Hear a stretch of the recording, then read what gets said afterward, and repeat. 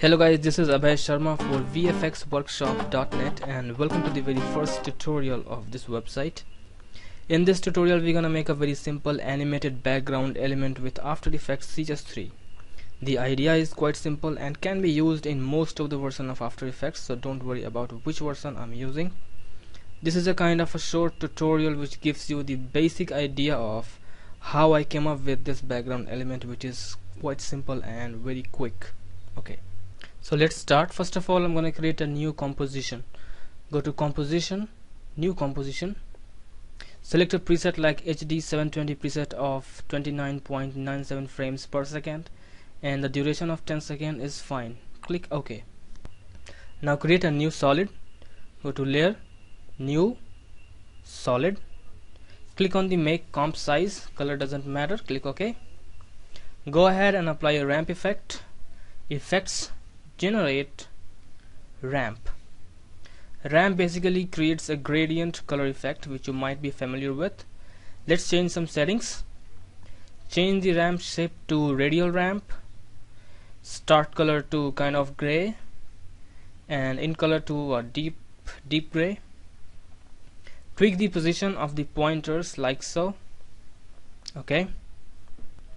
Now I'm going to create a new solid, layer, new solid, apply the fractal noise effect. So go to the effects menu, noise and grain, fractal noise, or you can also use the effects and preset window for finding your effects. It's a little bit faster way than looking in effects menu. I think sometimes you know the name of the effect but you're not sure about where that effect was. Actually I had this problem frequently. That's completely your choice, whichever way is faster for you.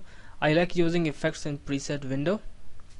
Just type the name of your effect in search field, fractal noise, and there you have your effect in the list. Just drag and drop onto the layer. Let's tweak some settings. So change the fractal type to terrain, noise type to block, check invert. Right now this is looking a little bit dense, so I don't need that much of detail for this project. Just turn down the complexity to half of it. 3 is okay. Adjust the contrast and brightness to somewhat like this. Don't make it too bright or contrasty because we're gonna mix it with the layer behind it. Open the transform property and increase the scaling like 250 or so.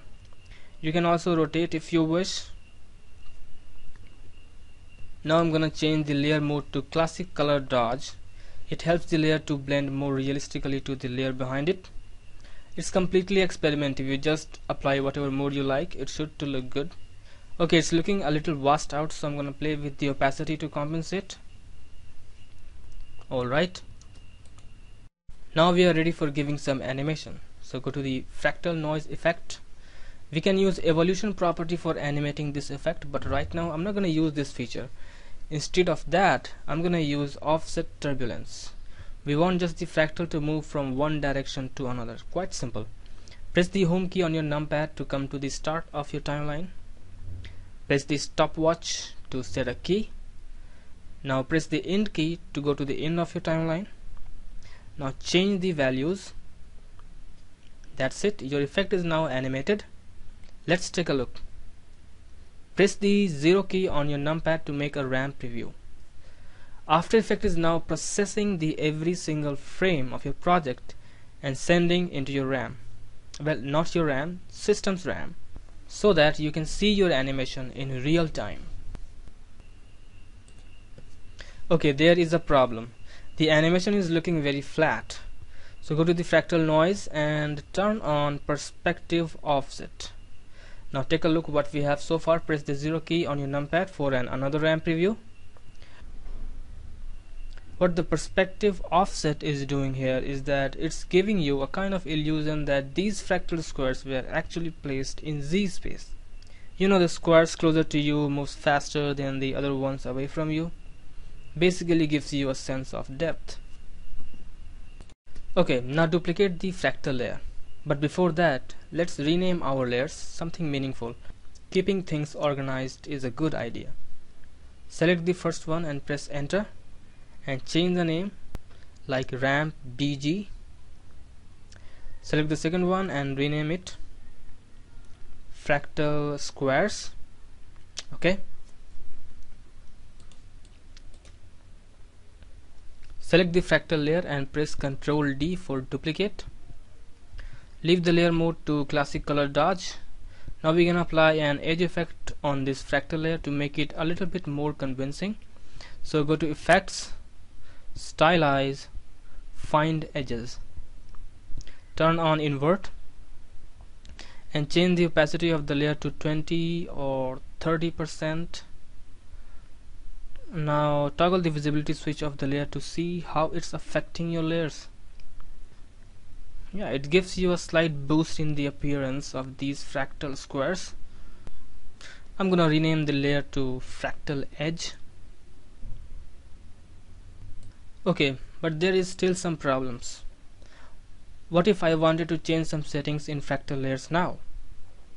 Now you have to be very careful about it.